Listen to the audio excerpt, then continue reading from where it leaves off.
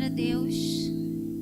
Sou muito grata ao Senhor por esse momento, porque podemos exaltar o nome dEle através da palavra, podemos falar dEle, podemos edificar a fé dos nossos irmãos, né? É tão maravilhoso ter essa oportunidade de poder chegar aqui, onde quer que estejamos, e abrir a nossa boca e fazer com que outras pessoas ao nosso redor possam sentir a presença, possam provar dessa presença, possam conhecer um pouquinho, quer que seja, dessa presença maravilhosa dele, né?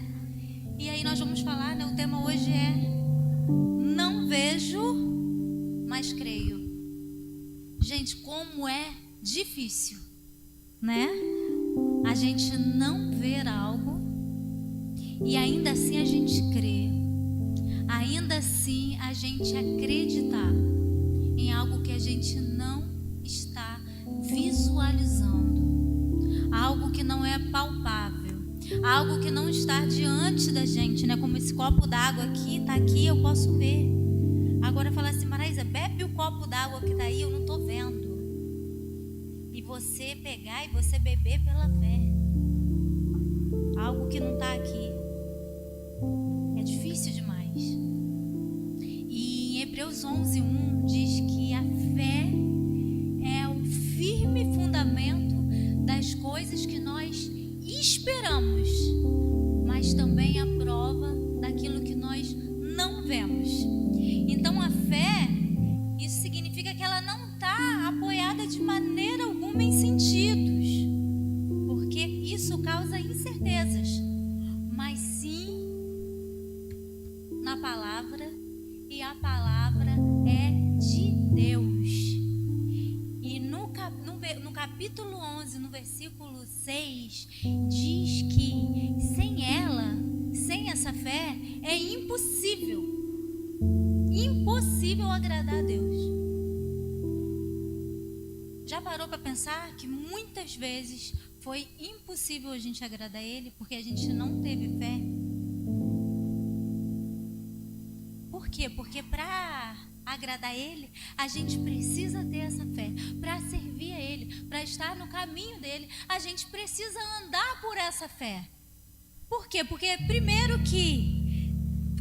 sem fé é impossível agradar a Ele. Sem fé é impossível servir Ele. Sem fé é impossível andar no caminho dEle. Porque é necessário que aquele que se aproxima de Deus creia que Ele existe. Porque primeiramente a gente já não vê.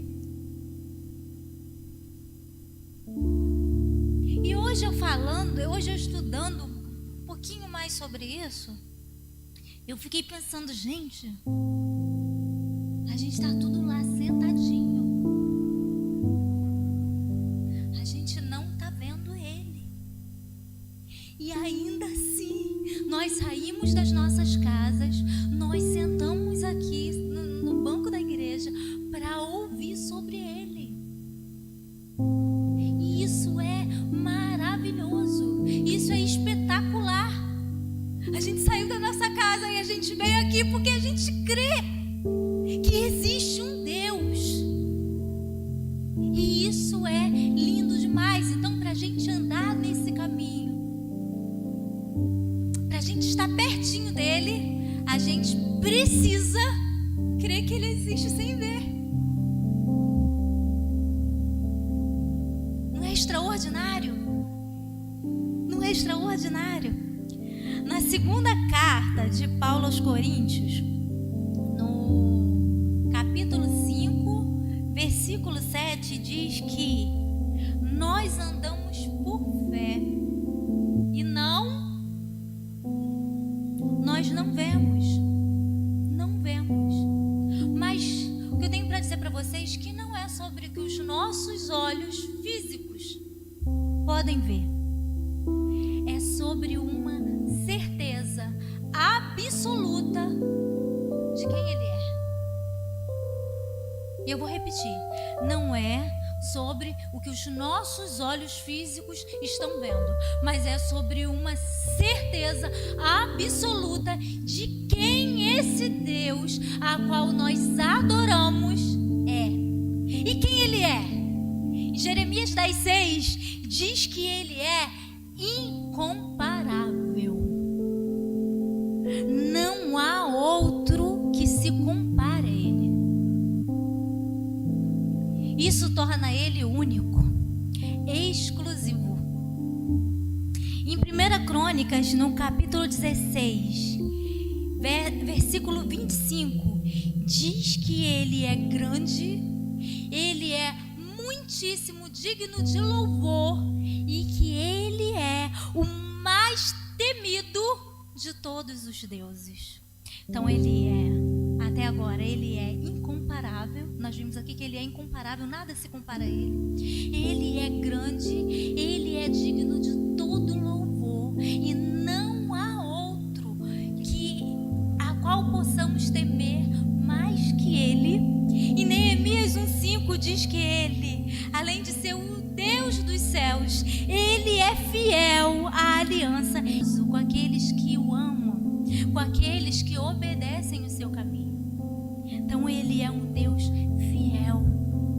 Em Salmos, o salmista no capítulo 48, verso 2, diz que ele é belo, ele é majestoso e mais, diz que ele é a alegria de toda a terra. Aleluia. E o salmista no capítulo 136, no versículo 4, diz que ele é o dono de um amor que dura para todo sempre. É isso que ele é isso que os nossos olhos não veem, mas que a gente pode compreender através da palavra que ele é. Em Isaías 40, versículo 28, diz que ele não fica cansado, ele não fica exausto. Igual a gente trabalha um pouquinho, às vezes a gente sobe a escada da igreja e eu chego aqui morta de cansada, porque eu não aguento. Eu falo, gente, aí eu penso, eu tenho que parar de comer. Chegou a hora de eu parar de comer. Quando eu subo essa escada daqui, eu vejo que eu fiquei cansada, eu já penso, chegou a hora de eu parar de comer, porque o negócio está ficando feio para mim. É nessa hora que eu já vejo que o meu corpo já não está legal, já não está aguentando. Então eu preciso fazer algo para que ele possa ser restaurado, fique novamente forte. Mas o Senhor não. Isaías 40 diz que ele não se cansa, ele não fica exausto e a sua sabedoria, ela é insondável. Em Isaías 6:9, que todos conhecemos, diz que ele é maravilhoso, conselheiro, Deus forte, Pai da eternidade, príncipe da paz. Ele não é homem para que minta, de acordo com o número 23:19. Não é homem. E ele não é também filho do homem para que se arrependa. Então isso significa que ele não é igual a gente. Porque nós somos decepcionantes. Muitas vezes a gente erra. Se a gente for olhar para a gente, para tudo que tem que consertar, que eu, que o Jefferson, que cada irmão que está aqui, o pastor Júlio, a Jerusa, a gente olhando aqui para todo mundo, tá todo mundo tão lindo, tão arrumadinho, tão limpinho. Mas a gente sabe as sujeiras que estão lá dentro e que precisam ser limpas. A gente sabe o quanto a gente é decepcionante. A gente sabe o quanto a gente é infalível em fazer as pessoas acreditar que nós somos algo que muitas vezes não somos. Mas ele não. A palavra diz que ele não mente, que ele não volta atrás, que ele não se arrepende de suas palavras. Porque muitas vezes a gente abre a boca e a gente fala assim, pra que eu fui falar isso? Agora eu vou ter que cumprir, não é mesmo? Me lembro, gente, que eu sou assim. Quando eu falo um negócio, pode ser difícil, eu vou cumprir. E principalmente se for com ele. E aí, gente, teve um ano que eu peguei e falei assim, gente, eu falei, pra que eu fui falar aquilo que eu pensei depois? Porque eu falei, não foi pra qualquer pessoa, foi com ele. Com ele eu vou ter que cumprir. outras pessoas você não teria que cumprir, Maraísa? Sim, mas às vezes a gente erra, às vezes a gente falha com o ser humano, mas às vezes com Deus a gente, não, eu tenho que fazer. E eu falei assim, eu prometi, gente, que eu ia ficar 1 ano sem refrigerante. E, gente, quem me conhece sabe que eu amo refrigerante. E eu não sabia que aquilo ia me fazer tanta falta. E aí eu prometi, eu falei assim, eu vou ficar. Eu estava uns 3 anos, né? Tinha uns 3 anos de conversão. Estava bem no iníciozinho da conversão e eu falei assim, eu vou ficar sem refrigerante 1 ano. Quando chegou, gente, um dia antes de acabar 1 ano, mas eu estava com a geladeira lotada de Coca-Cola latinha, para eu poder abrir uma atrás da outra. Porque nós somos assim, cara. A gente às vezes promete algo e a gente sofre muito com aquilo quando a gente decide cumprir, porque é muito difícil pra gente. E ele não, que ele promete, ele vai lá e faz. Né? Amém? Estão conseguindo me acompanhar? Então ele não é homem para que minta. Ele é grande, muito grande em amor. E a grandeza de Deus, ela jamais, ela vai poder ser medida. Porque ele é infinitamente grande de uma forma que nós não podemos mensurar.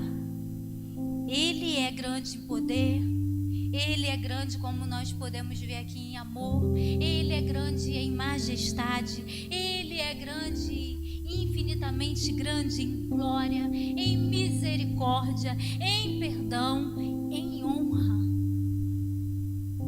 Que Deus maravilhoso. Então não é sobre o que os nossos olhos podem ver, é sobre quem ele é. E ele é tudo isso que eu falei e mais um pouco. Só que em Hebreus 11:6, como eu disse, não existe uma maneira de agradar ele, primeiramente, se a gente não tiver fé. É impossível agradar a ele. E aí o que acontece? Para a gente entender um pouquinho, né, de como agradar o Senhor, eu trouxe aqui, junto com esse tema, 2 tipos de fé que a palavra vai nos apresentar. É lógico que tem vários outros tipos de fé. Tem várias pessoas na palavra que nós vimos que passou pela dificuldade e teve fé. Mas hoje eu vou trazer 2 que veio ao meu coração, né? Jefferson, quando ele falou, eu até falei com ele ontem, vou falar sobre isso. E aí eu até esqueci de falar a outra parte, porque aí a outra parte ele pregou agora antes. Aí eu só falei a primeira, né? Mas a gente vai discorrer e o Senhor vai falar ainda mais acerca do que ele colocou no meu coração. Amém? Então nós vamos iniciar com João no capítulo 20, que foi onde Jefferson falou um pouquinho pra gente, né?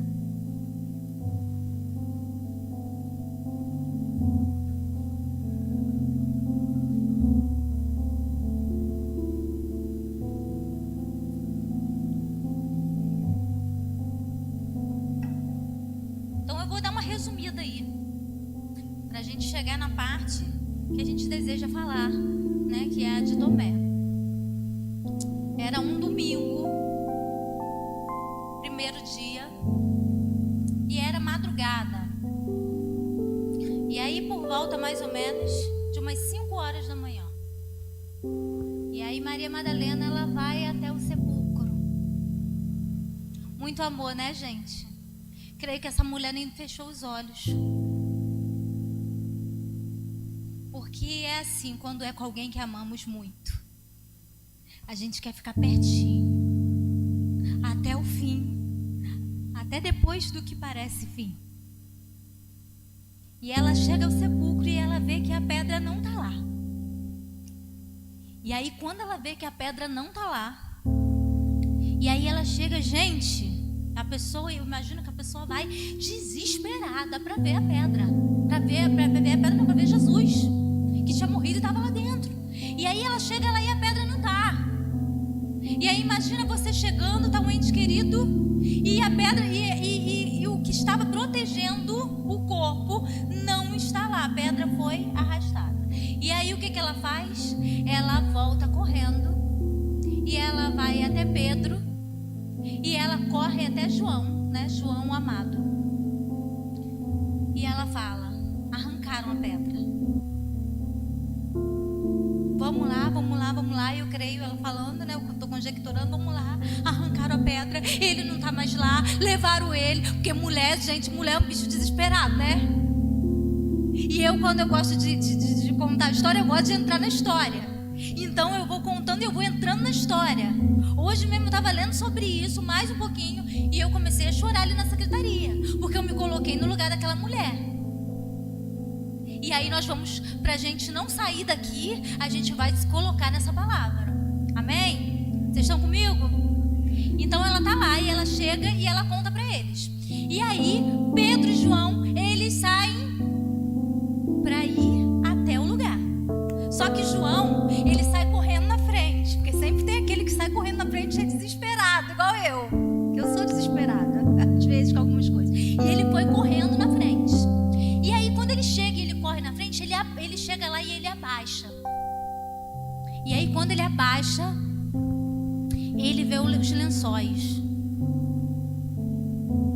E aí ele não entra naquele momento. Eu acho que, né, quando você chega e você, aquele baque, ele vê os lençóis e o Pedro já entra.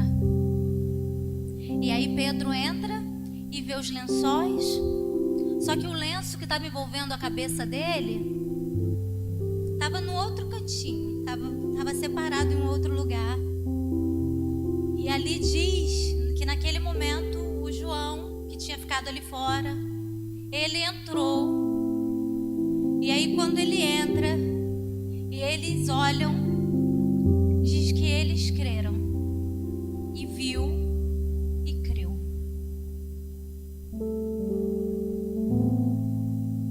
Viu que ele não estava ali e creu. E eles foram embora para casa. E nisso que eles foram embora para casa, a Maria, ela estava um pouquinho, né, do lado de fora. E ela estava chorando muito.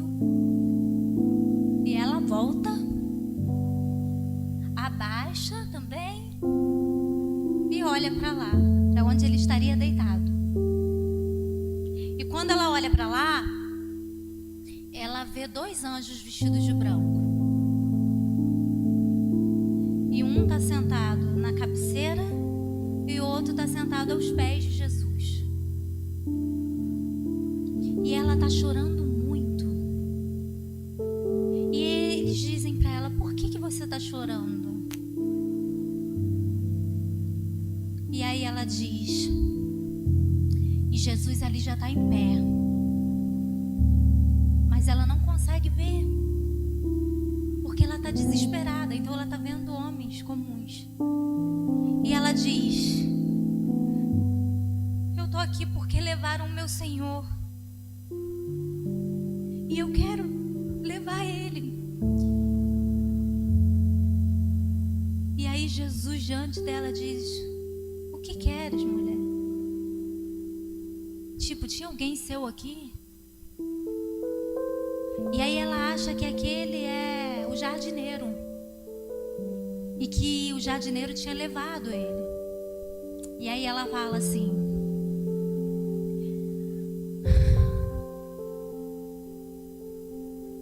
você levou ele? E eu tô falando numa linguagem mais fácil, tá? Pra gente entrar mesmo na história. Se você levou ele, você colocou ele aonde? Porque eu quero saber onde ele está. Eu quero estar perto dele. E aí eu quero que vocês pensem no ente querido. Morre e você não tem um corpo. Quão desesperador. E aí ele diz assim: Maria. E ela diz Rabone, que quer dizer mestre. E ele fala para ela: não me detenha agora. porque eu vou para o Pai. Ainda não subi para o meu Pai.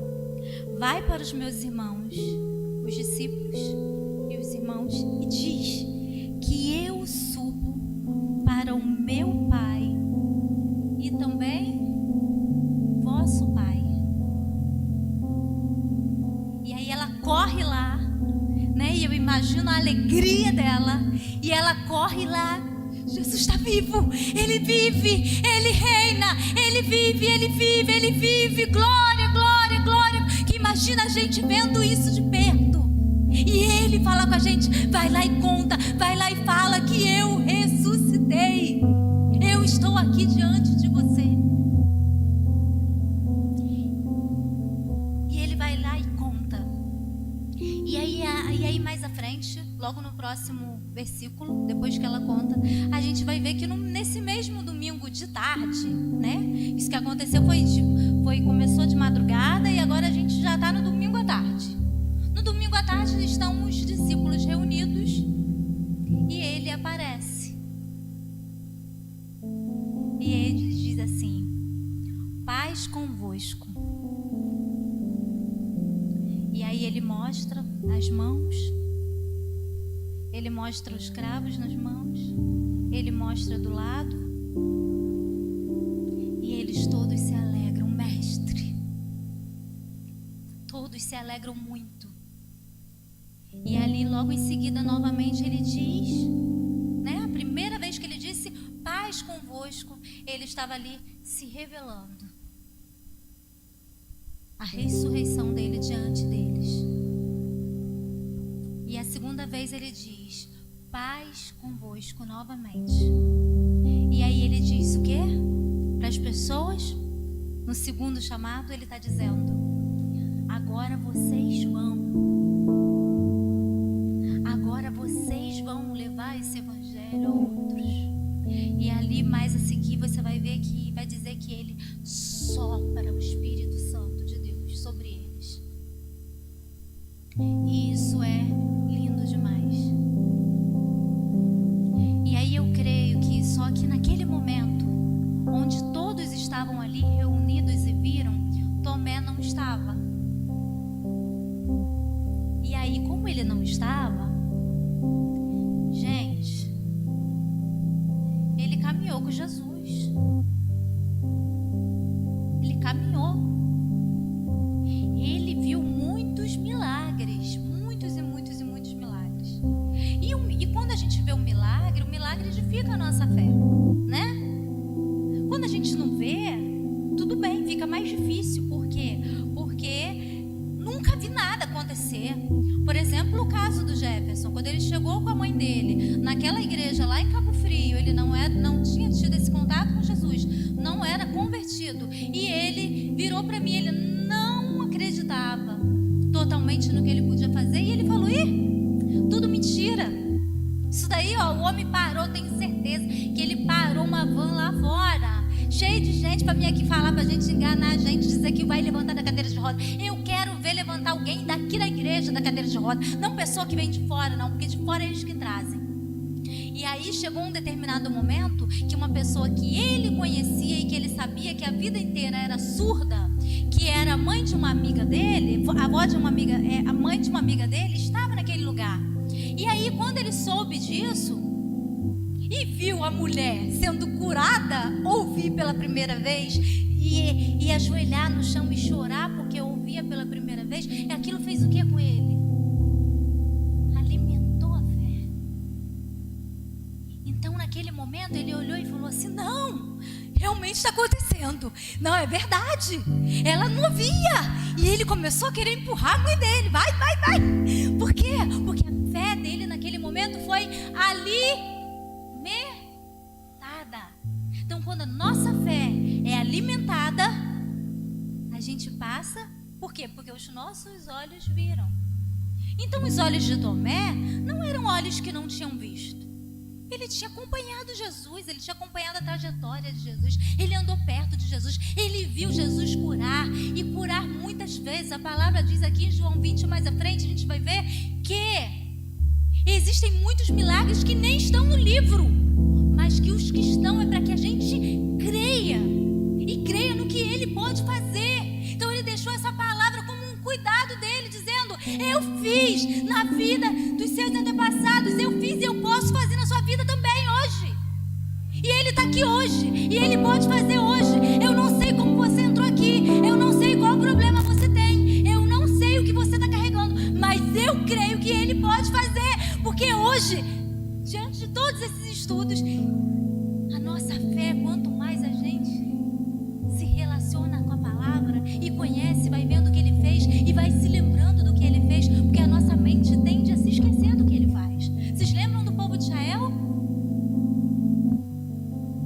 Eles viram o mar abrir, o mar fechar e matar o pessoal de Faraó. Eles viram 3 dias, gente, não passou um mês não, uma semana não. 3 dias depois, eles já estavam reclamando que eles chegaram no lugar onde as águas eram amargas, eles queriam águas que fossem doces e não tinha, e eles começaram a reclamar na cabeça de Moisés: por que não deixou a gente lá? A gente vai morrer de sede, a gente vai morrer de sede. E aí o Senhor vai e envia água doce. Passa mais um tempo, eles chegam no deserto de Sur e eles começam a reclamar novamente: porque eu quero comida, e eu quero comida, eu quero comida, por que não deixou a gente lá? A gente vai morrer de fome. E o Senhor vai e envia o maná. E aí tem maná de dia, de noite, de manhã, de tarde, de noite, de manhã. Não, mas eu não aguento mais maná, não aguento mais, porque eu só como maná, eu quero. Aí o Senhor vai e envia cordonizes. Aí, mas eu não aguento mais cordonizes. Gente, foi uma vida inteira reclamando. E quando a gente lê esse relato na palavra, a gente pensa: meu Deus, cara, que povinhozinho, hein? Somos nós. Tudo que eu queria na minha vida, eu falava assim: ó, já que eu casar com o Jefferson, não vou querer mais nada. Só, gente, que eu quis outra coisa, e eu quis outra coisa, e eu quero outra. E a gente passa uma vida inteira querendo. E às vezes a gente não serve o Senhor da maneira que a gente tem que servir, porque a gente está sempre atrás daquilo que a gente quer, e não importa se seja ou não a vontade dEle, porque a gente quer fazer da nossa maneira, do nosso jeito, da nossa vontade, do acordo do jeito que a gente acha bom. E muitas vezes não é a boa, perfeita e agradável vontade dEle que a gente quer viver. Então Tomé, naquele momento, ele não acreditou. E aí passaram 8 dias depois, e aí quando Jesus voltou a aparecer no meio deles, estavam todos reunidos, e nesse dia Tomé estava. E aí foi o que Jefferson falou aqui: o Senhor chegou, porque Ele falou assim: eu quero ver as mãos, eu quero ver os cravos nas mãos, eu quero ver para o lado, eu quero ver, que se eu não ver, eu não acredito. E aí o Senhor aparece ali no meio deles, e o que o Senhor faz? Ele fala exatamente com as palavras que Ele falou. Eu sei o que você disse, então toma aqui, ó, minha mão, toma aqui os cravos, toma aqui, ó, veja aqui do lado, você vai ver tudo. E aí ele diz: mestre, não, você não está acreditando. E aí ele diz: você não está acreditando, você não está crendo no que você não viu, você está crendo no que os seus olhos viram e no que suas mãos tocaram. Então ali o Senhor repreendeu, reprovou, não a fé, mas a falta dela, porque ele não teve a fé. E aí depois, né, para vocês estarem acompanhando, está em João no capítulo 20, essa palavra, tá? E agora, então, se teve uma fé que foi desagradável, aliás, uma falta de fé, uma fé muito pequena, existe uma fé que foi agradável aos olhos dele. E essa fé a gente vai encontrar, vocês podem abrir, Mateus capítulo 8.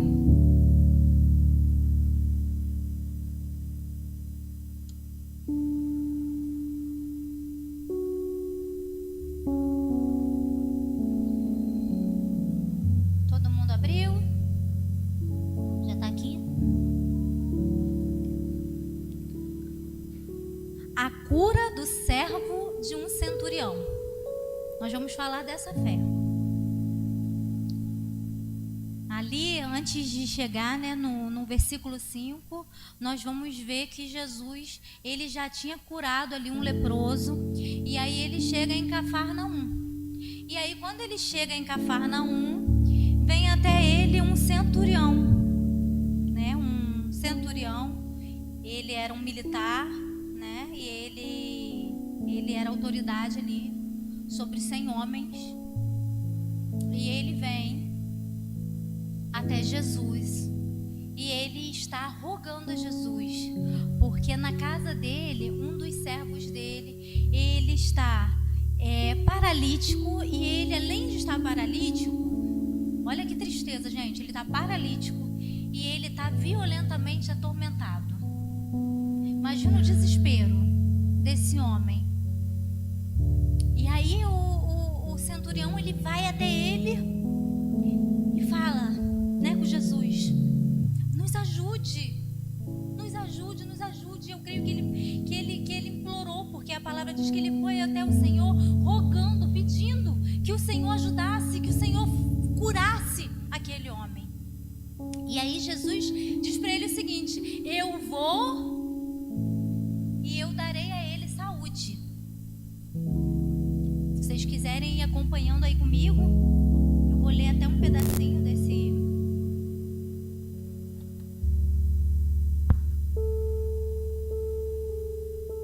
Né, onde ele vai dizer, ó, a partir do versículo 5.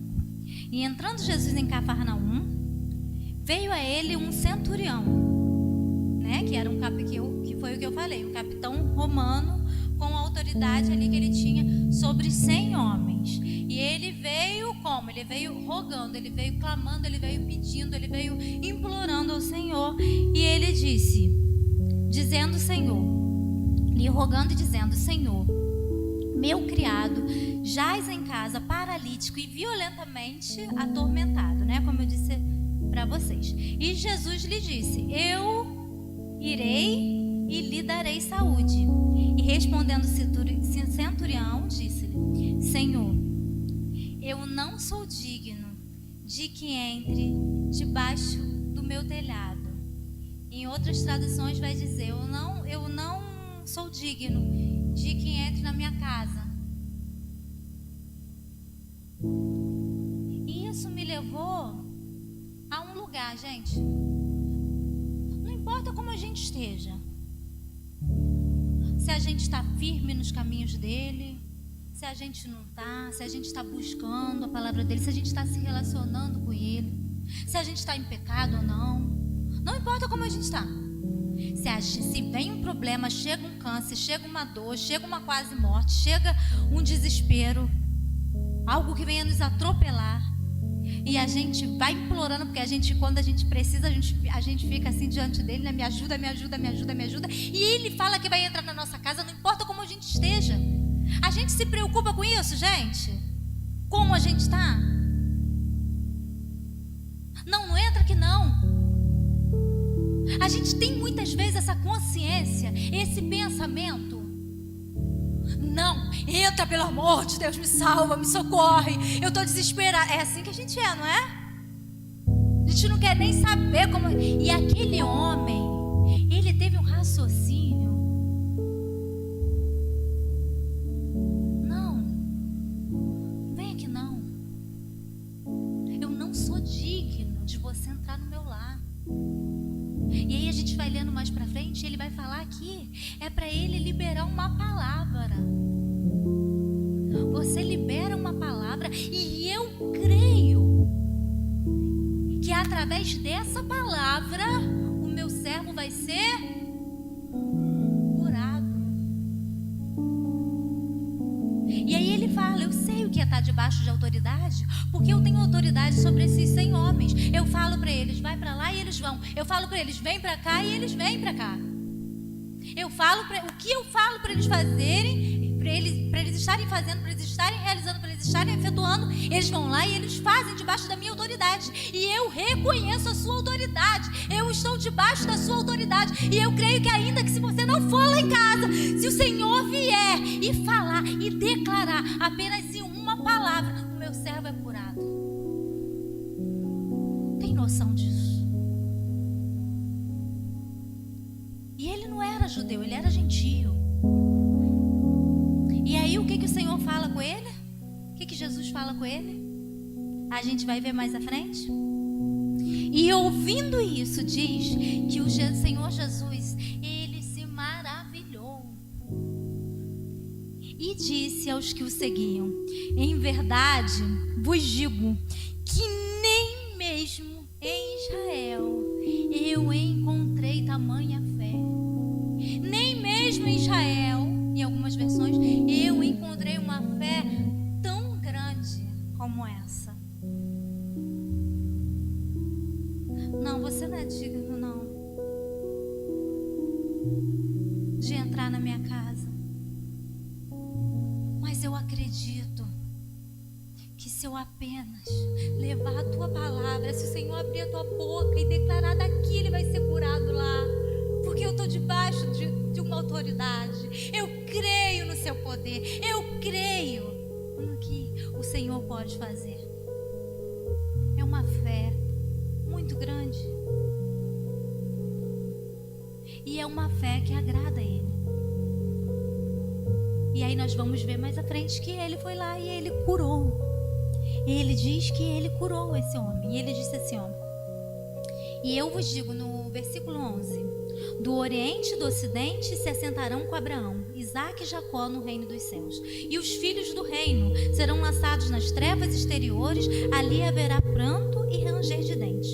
Então Jesus disse ao centurião: vai, e como creste, por crer, por acreditar em mim, por ter certeza de que eu posso fazer, por ter certeza de que eu posso agir. Aí ele vai dizer: por crer, te sejas feito. E naquele mesmo momento, o seu criado sarou. Então ele falou aqui, e a gente viu claramente de dois tipos de fé. Será que a gente tem agradado ao Senhor com a nossa fé?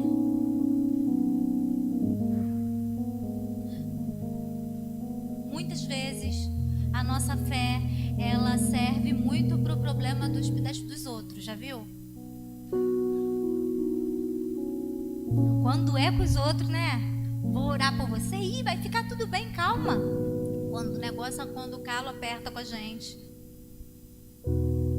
Ano passado mesmo, a gente passou por uma situação muito triste, muito difícil. E foi muito difícil, gente. Porque a gente começa a pedir, não sabe o que vai acontecer. E eu ficava: por favor, tem misericórdia. Dia e noite. Porque quando é com a gente, é assim que a gente fica. E glória a Deus por isso. Porque a gente tem Ele a quem recorrer. Porque a gente não vê, e ainda que tenhamos uma fé pequenininha hoje, que está sendo alimentada, e que o nome de Jesus vai crescer e ficar bem grande, e agradar os olhos dele, é muito mais tranquilo a gente viver com essa certeza, né? De que a gente... Porque eu fico imaginando as pessoas, gente, que não tem nem a pequenininha, que não acredita nele, que não acredita que existe um Deus que é poderoso, que é tudo aquilo que eu falei, que é glorioso, que é príncipe da paz, que é rei da eternidade, que pode efetuar, que pode dizer o morto levanta e ele levanta, que pode curar o doente, que pode libertar os cativos, que pode fazer qualquer coisa. É muito mais fácil uma pessoa conviver com essa certeza do que as pessoas que não têm essa certeza no seu coração. É muito triste viver sem essa certeza no coração. Muito, muito, muito, muito triste. Vocês estão compreendendo? Amém?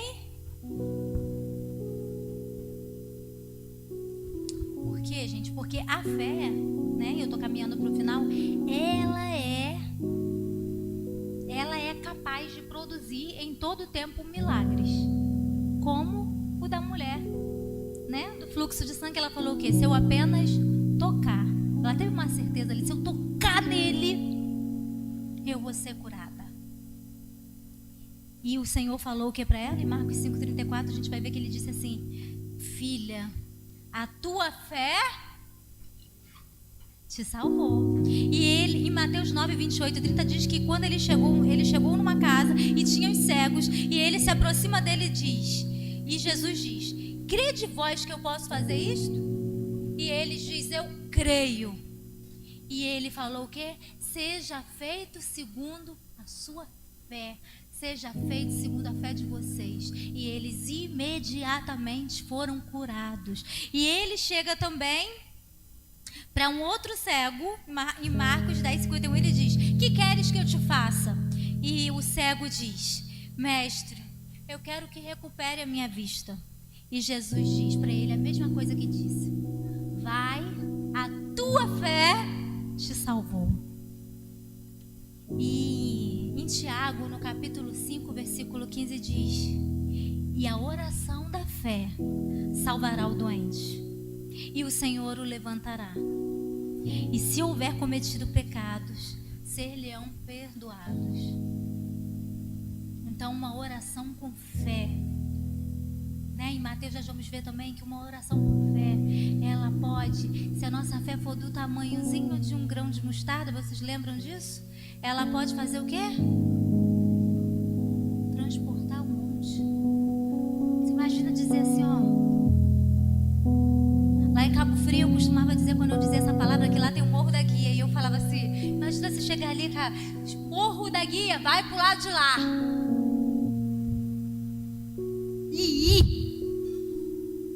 Agora vocês têm noção do tamanho da nossa fé? Ela não é nem do tamanho do grão de mostarda. Porque Moisés, eu imagino que Moisés, você imagina você chegar lá em Cabo Frio ou aqui na praia e falar assim: Maraísa, você vai ali na praia, onde tem praia aqui mais perto, Maricá, né? Vai ali na praia de Maricá e você vai erguer o cajado e vai falar assim para abrir o mar, porque todo mundo vai passar. Cara, você ter coragem ali e falar com todo mundo atrás de você. Imagina Jefferson indo lá com vocês atrás dele e falando isso, e não abre o mar. Você imagina a fé que a gente tem que ter, e que a gente tem, e que a gente precisa todos os dias alimentar para a gente agradar a Ele. E Paulo, quando ele escreve, né, em Romanos, no capítulo 10, o versículo 17, a mais completa explicação sobre a doutrina de justificação da fé em Jesus Cristo, ali nós conseguimos, em Romanos 17, se vocês quiserem ler, tá? Romanos capítulo 10, na verdade, versículo 17, diz assim: de sorte que a fé vem pelo e ouvir. Então a fé vem com o quê? Como que a gente alimenta? Vem com a palavra, seja no ouvir, seja na leitura. A gente tem que ter contato. A gente não pode ter preguiça. A gente precisa tirar o tempo para estar com ela. João 17,3 diz que, como eu disse aqui terça-feira na célula com os adolescentes, já ia falar as crianças. Adolescentes não, jovens, gente, tá? Porque não pode chamar eles nem de criança nem de adolescentes, jovens. Eu disse com ele, né, Luca? Eu disse para eles o seguinte, que João 17,3 diz que isto significa vida eterna, absorver o conhecimento de Ti, o único Deus verdadeiro que enviou Jesus. Não existe outra maneira. Não tem um métodozinho mais fácil, como aqueles que muitas vezes nós arrumamos para algo que a gente deseja. Não existe. Ele deixou a palavra dele para que a gente venha, porque Ele é fiel a quem? Aquele que segue os seus. Como que a gente segue o que a gente não sabe, não conhece? Júlia quer fazer medicina. Carla quer fazer veterinária. Está fazendo veterinária. Eu sou maquiadora. a gente faz? A gente precisa se aprofundar em conhecimento para a gente poder fazer aquilo e viver aquilo. Como que a gente declara o tempo inteiro que a gente vai para uma eternidade com quem a gente não gosta de passar nem um tempinho hoje? E a gente deseja passar a eternidade? Como que a gente segue os mandamentos de alguém que a gente diz, que a gente fala, que a gente bate no peito e a gente diz que é o nosso Deus, mas a gente não conhece? E quando a gente não conhece, isso é muito perigoso, porque se a gente não conhece, a gente não deseja se parecer com Ele. Se a gente não conhece, a gente não tem a vida dele fluindo através de nós. Se a gente não conhece, a gente não leva outros a conhecer Ele através do Espírito Santo. Se a gente não conhece, a gente não tem fé nem pra gente, quanto mais pro outro. Então, a gente precisa conhecer, ter relacionamento com essa palavra. E em Jeremias 1,12 diz que Ele vela sobre cada palavra dele, sabe para quê? Para cumprir. Tudo que Ele prometeu, Ele cumpre. Tudo que Ele falou, Ele faz. E Ele é um Deus, a palavra diz em vários versículos, em vários capítulos, nós vamos ver sobre vários milagres que Ele fez e que Ele pode fazer. Ele continua fazendo. Naquele dia, a mãe de Jefferson foi lá e ela foi curada imediatamente após a oração, onde o Senhor falou através daquele profeta que ia usar a mão de Jefferson, que ele só precisava ficar com a mão calado, porque quem ia fazer era ele. E ela foi curada imediatamente. Gente, eu vi um milagre na minha frente. Eu vi todos os caroços sumirem na minha frente, caroços visíveis. E esse Deus, Ele está aqui. Esse Deus, Ele está aqui nessa noite. Ele está aqui agora. E Ele está ouvindo o seu pedido. Você tem fé? Você tem fé nesse momento, tamanho, para mim diante dele e falar assim: Senhor, eu coloco isso diante de ti, porque eu tenho certeza que o Senhor pode fazer. Eu coloco meu casamento diante de ti, porque eu tenho certeza que o Senhor pode restaurar. Eu coloco a minha vida diante de ti. Eu coloco os meus vícios diante de ti, porque eu tenho certeza que o Senhor, assim como fez com Maraísa, assim como fez com Jefferson, assim como fez com muitos que estão neste lugar, o Senhor pode me limpar completamente. Vamos nos colocar de pé?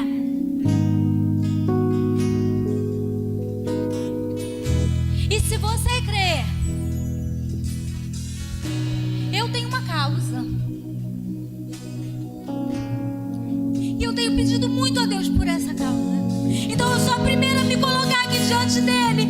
Falar: Senhor, vem diante de mim e faz um milagre, Jesus.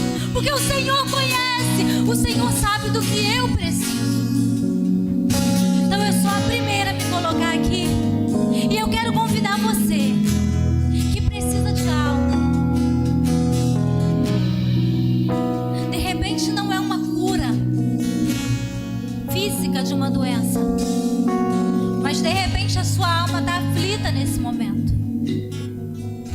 De repente a parte emocional. De repente você precisa de algo que eu não sei o que é, um emprego, uma prova que foi feita. Eu não sei do que você precisa, mas eu creio que Ele está aqui.